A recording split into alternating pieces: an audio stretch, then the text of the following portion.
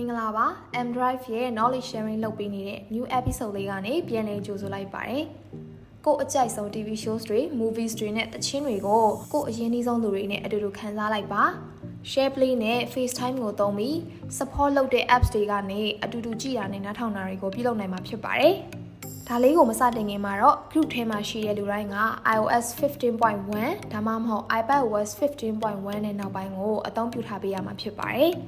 FaceTime နဲ့ကိုအကောင်လုံးရောက်နေပြီဆိုရင်တယောက်ယောက်က SharePlay ကိုစလို့ရမှာဖြစ်ပါတယ်။ Screen ရဲ့အောက်ခြေကနေ swipe up လုပ်ပြီးတော့ support ပေးတဲ့ app ကိုဖွင့်ပေးလိုက်ပါ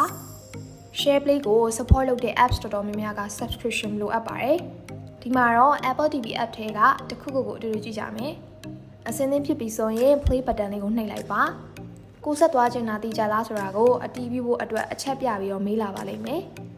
ဗီဒီယိုစတာနဲ့ကိုက full screen နဲ့ picture and picture mode နှစ်ခုကြားမှာပြောင်းပြီးတော့လည်းထိန်းချုပ်နိုင်မှာပါ။ controls တွေကိုမြင်နေတယ်ဆိုရင်တော့ဗီဒီယိုကိုနှိပ်ပေးလိုက်ပါ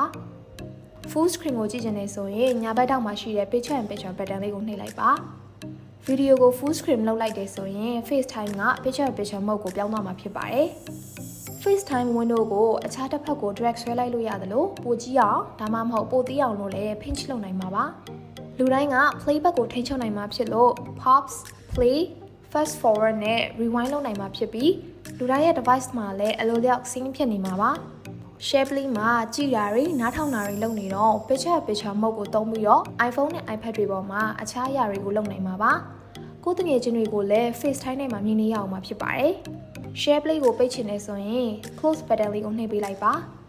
SharePlay ကိုသုံးပြီးလူတိုင်းအတွက်ရက်လိုက်နိုင်တယ်လို့ကိုယ့်အတွက်ပဲတည်တယ်လည်းရက်လို့ရပါတယ်။ဒါကတော့ iPhone နဲ့ iPad ပေါ်က SharePlay ပဲဖြစ်ပါတယ်။ဒီလိုမျိုး Apple device နဲ့ပတ်သက်တဲ့ knowledge လေးတွေကို user တွေအတွက်အမြဲတင်ဆက်ပေးနေတာဖြစ်လို့ mDrive page လေးကို see first လေးလုပ်ပြီးစောင့်ကြည့်ပေးအောင်နော်။အားလုံးပဲတာယာတဲ့နေ့လေးပိုင်ဆိုင်ကြပါစေရှင်။